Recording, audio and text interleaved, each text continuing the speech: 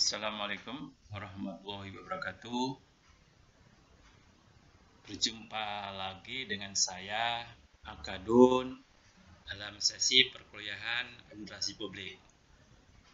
Pada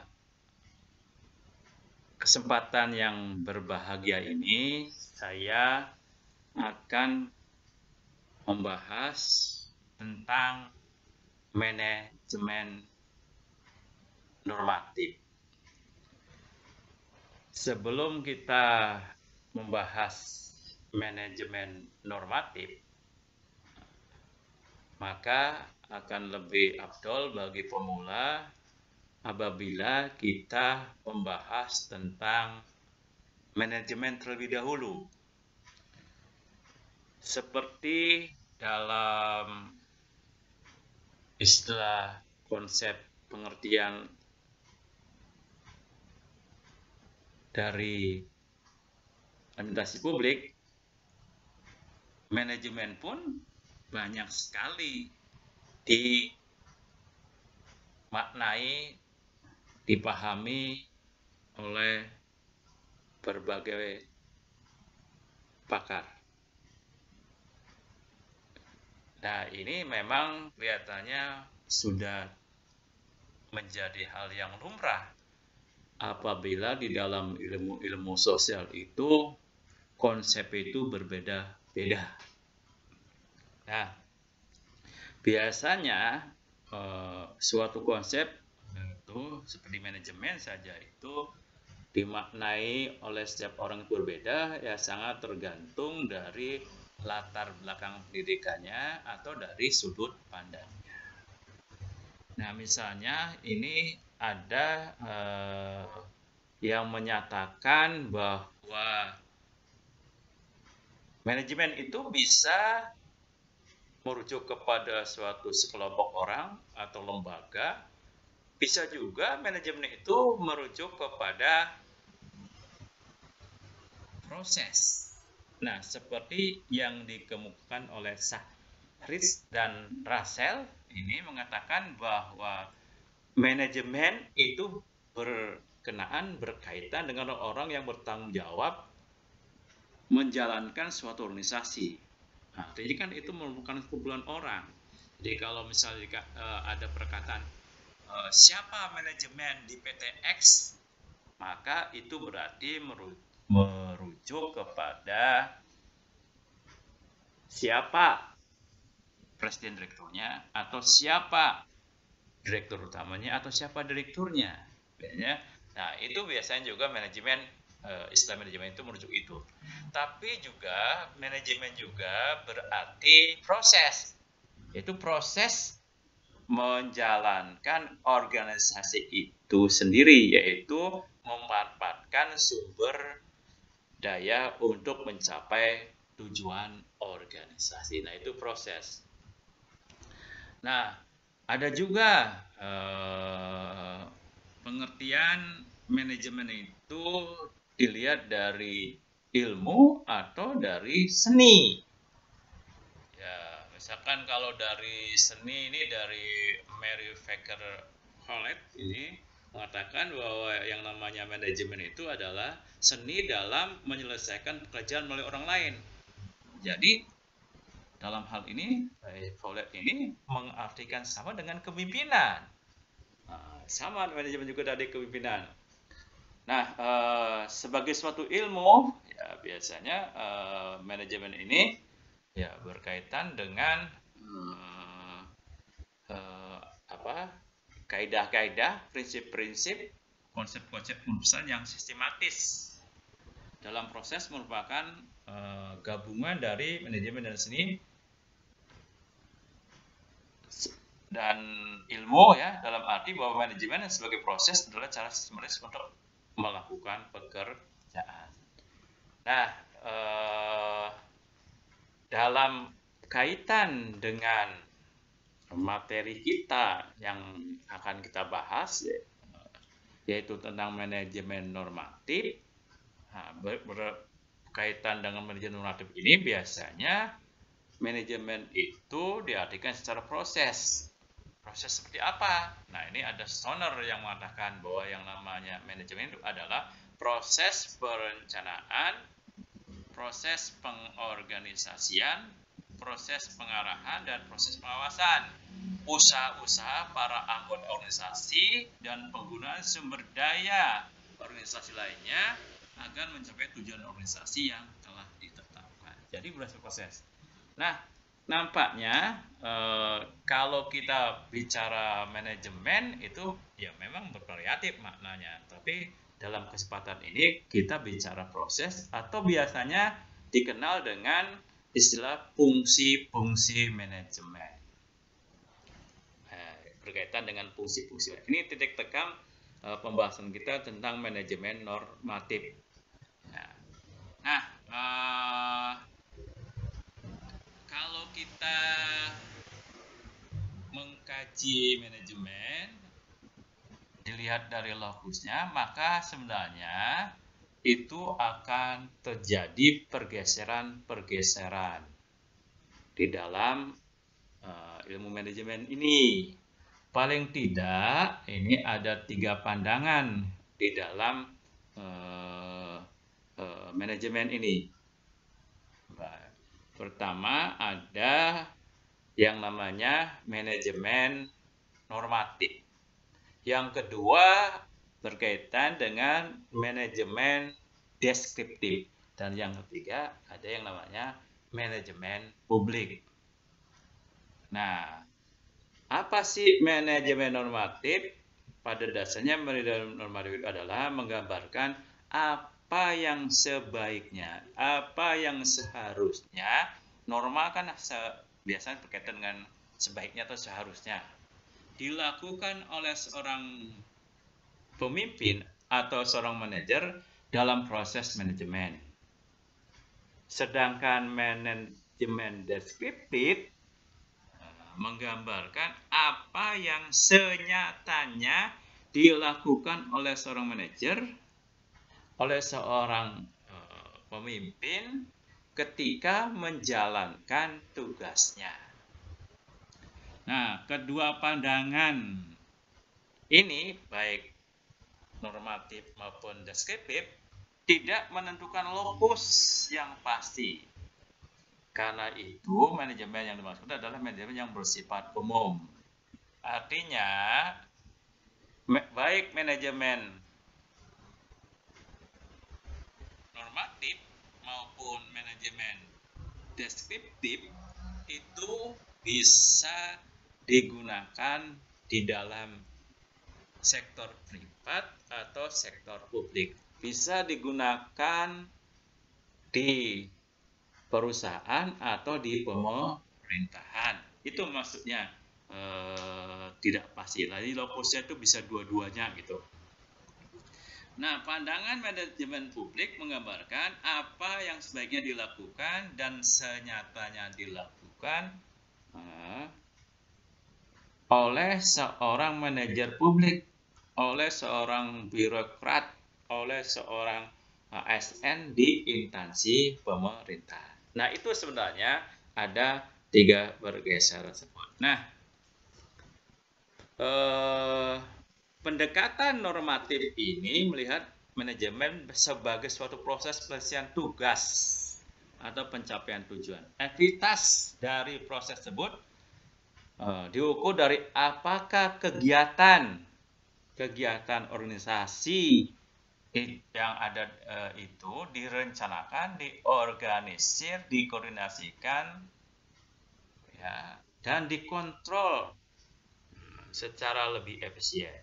Nah, itu manajemen normatif nih sejak pembentukannya lebih bersifat profit oriented atau business oriented, dan karena itu dianggap tidak cocok dengan ideologi administrasi publik yang lebih meningkatkan public service. Nah, sebenarnya kalau melihat manajemen normatif ini sekali lagi berkaitan dengan fungsi-fungsi manajemen. Nah, Kalau berkaitan dengan fungsi-fungsi manajemen, biasanya sama. Setiap pakar pun akhirnya berbeda pendapat. Misalnya, Gulick and Urwig, fungsi-fungsi manajemen Gulick apa?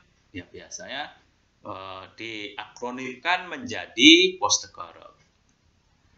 Menurut Robin apa?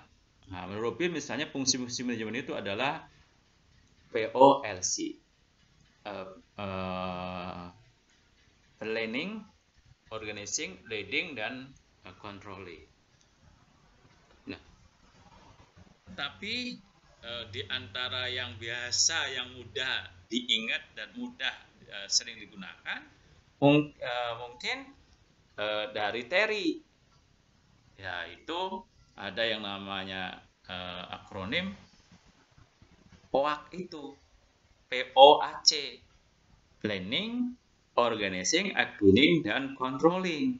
Tapi di praktek di pemerintahan kita pada umumnya, terutama di dalam manajemen pembangunan, kadang-kadang kita jadi 3. Seperti yang dikemukakan oleh Ginanjar Kartasasmita itu ada 3, ada perencanaan, pelaksanaan, dan pengawasan gitu. Jadi macam-macam nih. Tapi pada intinya ya ini manajemen normatif ini salah satu keterampilan yang harus dimiliki oleh seorang manajer, keterampilan yang harus dimiliki oleh seorang pimpinan. Itu wajib memiliki kemampuan seperti yang dikembangkan oleh Bansat and Bansat itu, bahwa seorang pemimpin itu minimal ada 3 keterampilan. Ya, ini ada keterampilan manajerial, ada keterampilan human relation, ada keterampilan teknis. Jadi pada intinya 3 itu. Kalau keterampilan teknis berarti di bidang atau di sektor masing-masing. Kalau di pekerjaan umum berarti dia harus menguasai paling tidak sektor pekerjaan umum kalau ingin jadi pemimpin atau manajer di dinas pekerjaan. Itu. Yang kedua, kompetensi di bidang human relation. Nah, ini juga kemampuan di dalam bagaimana mengelola manusia. Dan yang ketiga, menurut Bansat and Bansat itu adalah keterampilan manajerial.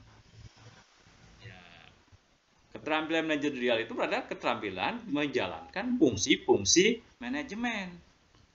Ya, keterampilan dalam menjalankan fungsi-fungsi manajemen. Nah, itulah sebenarnya inti dari manajemen normatif. Nah, mari kita bedah satu persatu apa sih keterampilan manajerial itu. Ya, kita akan paling sering dikemukakan sajalah, ya, yaitu fungsi-fungsi manajemen menurut G.R. Terry. Nah, ini perencanaan. Nah, ini perencanaannya. Nah, apa sih yang sebaiknya dilakukan oleh seorang manajer di dalam perencanaan itu? Nah, ini ya, ini yang harus, sebenarnya bukan harus tahu, tapi juga harus bisa mengerjakan. Siapapun orangnya yang belajar tentang ilmu administrasi negara atau ilmu administrasi publik itu wajib bisa hukumnya. Apa yang harus yang dilakukan di dalam perencanaan itu? Kalau menurut Terry, karena Terry tidak menggabungkan, tidak memisahkan antara perencanaan dengan budgeting, maka minimal ada 3, yaitu yang dilakukan itu pertama, yang menentukan tujuan. Jadi di dalam perencanaan itu apa tujuannya? Atau biasanya di dalam perencanaan strategis itu 4. Ya, pertama harus bisa menentukan visi, menentukan misi, menentukan tujuan, dan menentukan sasaran. Nah, itu ada P, M, TS, biasanya udah singkat ya. PMTS, visi, misi, tujuan, dan sasaran. Nah, itu yang harus dilakukan pertama. Dan setiap orang yang belajar administrasi publik harusnya bisa itu membuat visi, bukan hanya tahu ya, tapi harus bisa bikin visi, harus bisa bikin misi, harus bisa bikin tujuan, dan harus bisa bikin sasaran. Langkah yang kedua atau kegiatan kedua di dalam perencanaan itu adalah membuat strategi untuk mencapai tujuan, atau lebih lengkapnya membuat strategi untuk mencapai visi, misi, tujuan, dan sasaran. Apa strateginya? Jadi yang sampai mana dulu ya sasarannya. Sasaran-sasaran dicapai akan mencapai tujuan, tujuan-tujuan dicapai akan mencapai misi, misi-misi dicapai akan mencapai visi. Jadi ada urutan gitu. Jadi sebenarnya ya bagaimana caranya gitu ya, strateginya untuk bisa mencapai sasaran kan gitu. Kalau sasaran-sasaran tercapai, maka akan mencapai tujuan. Kalau tujuan-tujuan tercapai akan mencapai misi. Misi-misi tercapai akan mencapai visi. Jadi apa sasarannya itu, strateginya? Nah, biasanya strateginya itu apa sih bentuknya? Nah, ini strategi itu ya ketika ya biasanya macam-macam nih, ada yang berupa misalnya membuat kebijakan operasional. Nah, ada kebijakan umum, kebijakan nasional, ada yang langsung program. Ya pada dasarnya untuk mencapai sasaran tadi ya harus dibikin program-program.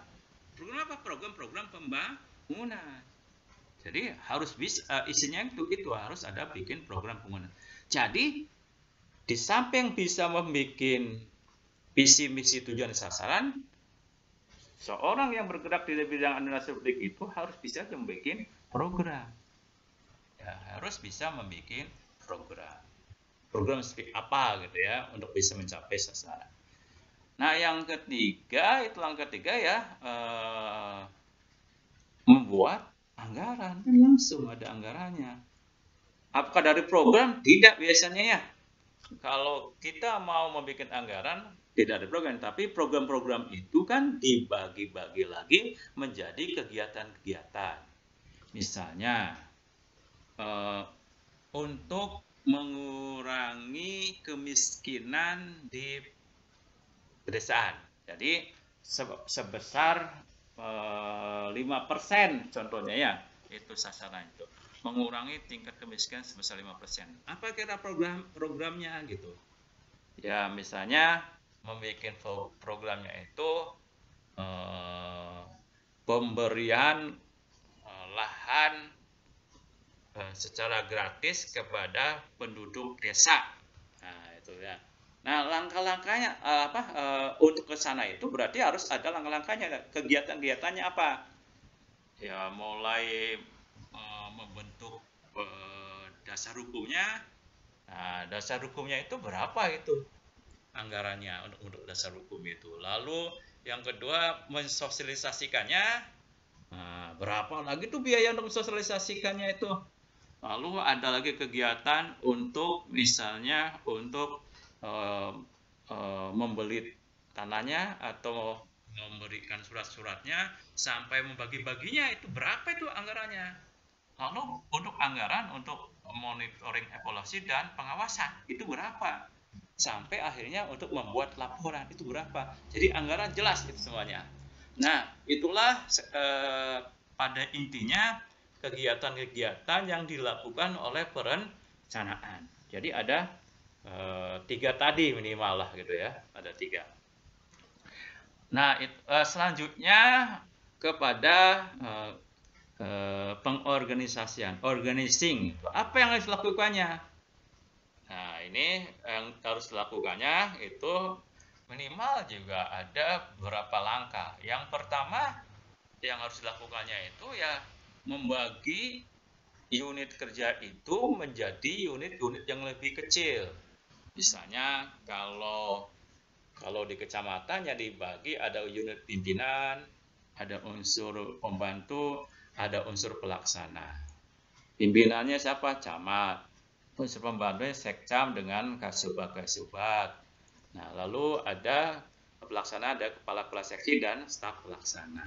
Nah, itu unit-unit dibagi unit kecil. Setelah itu apa? Membagi tupoksi, tugas pokok dan fungsi. Apa? Sudah ada unit-unitnya, lalu dibagi tugas-tugasnya. Siapa? Lalu baru menempatkan orang di unit-unit yang tadi. Nah, itu. Nah, yang selanjutnya ya mengatur tata kelola hubungan antara satu unit dengan unit lainnya. Itu.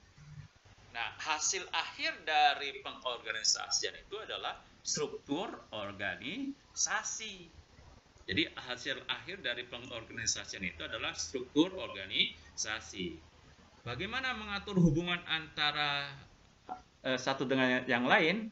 Nah, ini kan hubungannya antara atasan bawahan, ya, antara rekan setingkat. Nah, itu berarti kalau dari atasan bawahan, kalau dari atas ke bawah, maka ada, yaitu berupa apa?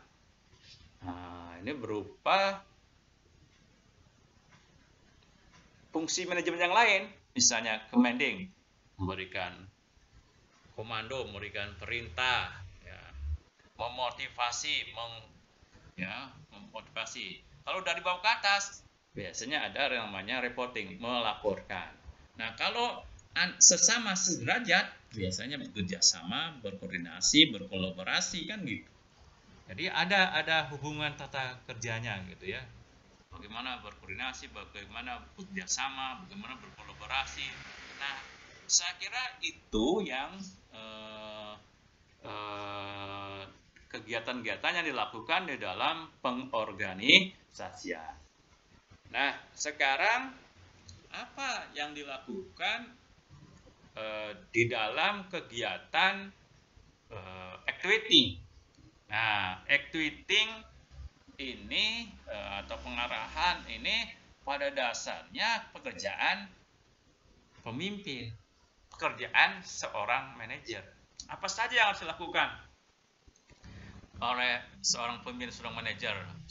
Untuk apa? Ya tadi, program-program dengan adanya yang sudah ada biaya dalam rangka mencapai tujuan itu supaya dilakukan oleh orang-orang unit kerja yang sudah diorganisasikan. Nah, itu bagaimana bergeraknya?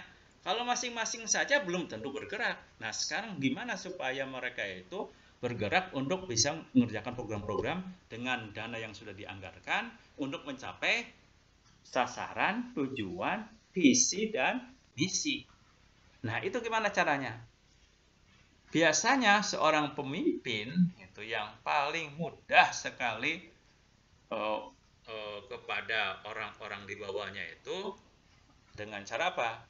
Dia memberi perintah. Kerjakan. Itu kan paling mudah. Itu mungkin yang paling mudah, yang paling pertama kali dilakukan. Jadi menyuruh untuk mengerjakan. Apa yang harus dilakukan? Bikin undang-undang. Bikin perbu, bikin perda. Sosialisasikan. Bikin panduan. Bagikan tanah. Ya, itu perintah. Nah, kalau perintah nggak jalan, ya harusnya seorang pemimpin itu harus bisa memberikan pengarahan. Apa-apa yang harus dilakukan gitu. Jangan perintah saja.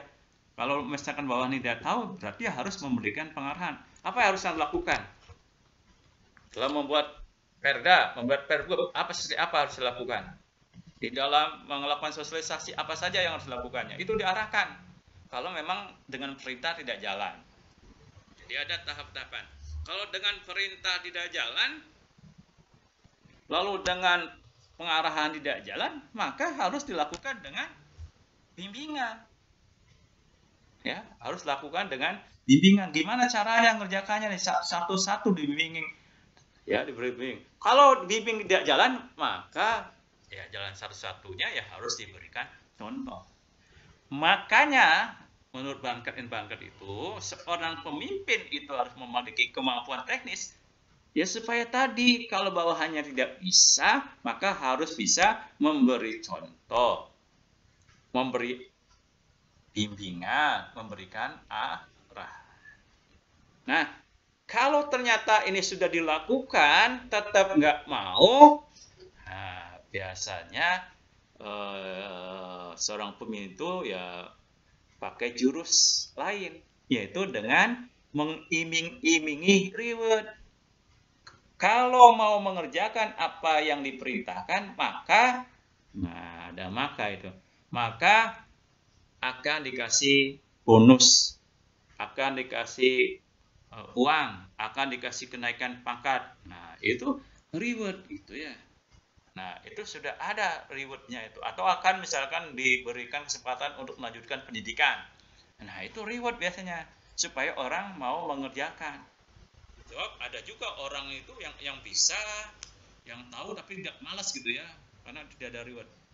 Tapi, kalau reward ini sebenarnya kan, apa ya, teori motivasi. Nah, teori motivasi itu seperti yang dilakukan oleh Pavlov itu pertama kali bagaimana sih supaya misalkan anjing laut itu mau melakukan pekerjaannya. Kalau mau melakukan pekerjaan maka dikasih ikan. Jadi dikasih reward gitu ya. Nah, kalau ada orang-orang yang seperti itu nampaknya sama persis seperti anjing laut tadi ya. Mau melakukan sesuatu kalau ada rewardnya gitu kan. Nah sama itu seperti itu. Nah kalau ternyata dikasih reward juga tidak mau, ya jurus pamungkas. Apa jurus pamungkasnya itu? Ya dilakukan punishment, hukuman kalau nggak mau gitu ya. Sanksi ya kalau dalam ASN, PNS itu mulai dari sanksi yang ringan sampai dengan teguran lisan gitu ya, sampai yang berat pemecatan gitu kan harus dilakukan. Nah itu baru dilakukan. Nah itu yang harus dilakukan. Tetapi sebenarnya untuk bisa melakukan tadi, menggerakkan itu sebenarnya seorang pemimpin itu juga harus memiliki kemampuan administratif. Ada 3 kemampuan administratif yang harus dimiliki supaya mampu menggerakkan bawahannya untuk mengerjakan program-program yang sudah dibikin supaya bisa mencapai sasaran, tujuan, misi, dan visi. Apa itu? 1, kemampuan di dalam mengambil keputusan. Kayaknya setiap saat itu orang itu, apalagi pemimpin itu harus mengambil keputusan, harus berani, jangan ragu-ragu. Nah itu yang pertama. Yang kedua, kemampuan dalam berkomunikasi. Nah ini kemampuan di dalam berkomunikasi adalah yang sangat penting supaya bisa menggerakkan bawahannya. Terutama yang komunikatif ya harusnya, yang mau diterima. Kadangkala kalau tidak komunikatif ya susah juga itu bisa bawahannya mengerti apa yang diinginkan oleh atasannya, apa yang dimau oleh atasannya itu susah juga, kecuali kalau memang bawahannya ya tadi tidak bisa apa-apa, ya susah. Sekeras-kerasnya pemimpin juga susah juga kalau nggak ngerti-ngerti. Dan yang ketiga adalah kemampuan melakukan penilaian. Sebab mana yang bisa, mana yang tidak bisa, mana yang rajin, tidak, itu harus bisa dinilai gitu ya. Mana yang bisa melakukan pekerjaan apa gitu ya, itu harus bisa nilai. Nah, itu ketiga kemampuan itu. Nah, itu yang sangat penting juga menggerakkan itu, dalam menggerakkan bawahannya itu agar bisa mengerjakan program-program yang telah ditentukan. Yang terakhir itu adalah kemampuan menjalankan fungsi pengawasan. Nah, ini pun sangat penting juga kemampuan melakukan fungsi pengawasan. Apa sih kemampuan-kemampuan apa saja yang harus dilakukan untuk melakukan pengawasan. Ya, pertama harus membuat dulu kriteria dan indikator pencapaian tujuan itu, pencapaian sasaran, tujuan, misi-misi. Yang kedua harus bisa membuat alat ukurnya. Apa alat ukurnya ini? Untuk bisa mencapai visi misi tujuan sasaran itu. Nah, makanya kita kadang-kadang kan ada alat ukur gitu, misalnya alat ukurnya itu untuk pengukuran suatu kinerja program kan ada yang namanya output, outcome, impact, dan benefit. Nah, itu harus tahu, harus bisa itu. Jadi seorang yang bergerak di administrasi publik, orang yang mempelajari administrasi publik, orang administrasi negara harus bisa membuat juga suatu program apa, membuat outcome-nya apa, membuat impact-nya apa, membuat benefit-nya apa. Nah, itu. Lalu baru melakukan pengukuran. Ya, melakukan monitoring, evaluasi, evaluasi berarti dengan pengukuran tadi, lalu melakukan pengawasan, yang terakhir melakukan umpan balik. Nah, itu saya kira kemampuan manajerial yang harus dimiliki, ya, harus dimiliki oleh seorang pemimpin. Jadi kemampuan manajerial itu kemampuan di dalam menjalankan fungsi-fungsi manajemen. Nah, itulah sebenarnya manajemen normatif. Saya kira itu sebaiknya memang harus pengetahuan itu harus dimiliki, bahkan harus bisa dikerjakan oleh seorang pemimpin. Saya kira itu saja dalam kesempatan yang berbahagia ini berkaitan dengan manajemen normatif. Assalamualaikum warahmatullahi wabarakatuh. Semoga kita sukses selalu.